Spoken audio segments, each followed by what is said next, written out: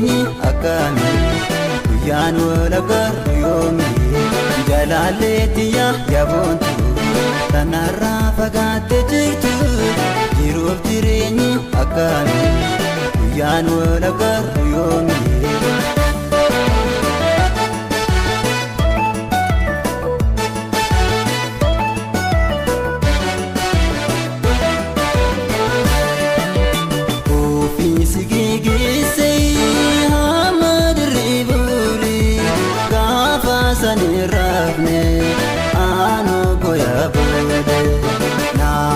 Wajalane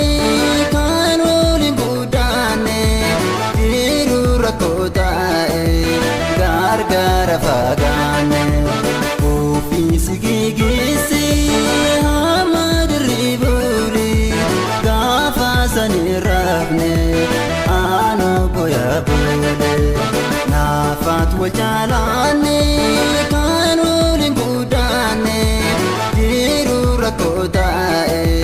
gargara fagane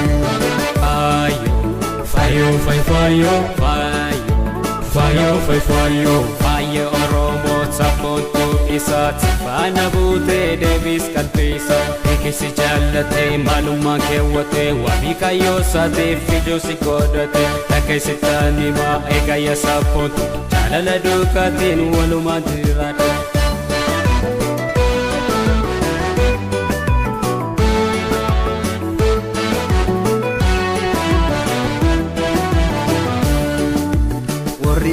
yafe jalalle hundo sirriti wal beeka tabeeraan fedhu anille nafkootu barsi maeega iyyummaan nutti jabaatte sillee narrabaafte biyya garaan koo baay'eessi yaade nafkootu bareedduutiya ani si jaaladha yoo hunda si duuka haa ta'u Rabbolane gudda oso wal jaalanu rakkoon gargar nu baase iji koo kan bootu yaanni gara na raase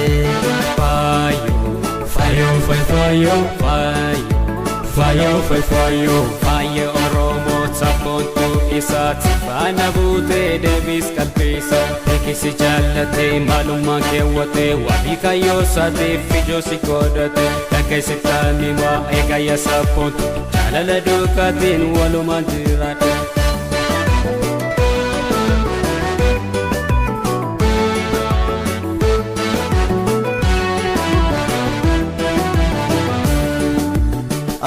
Sifatilale wangodu wallale yaada kirata dandi gubata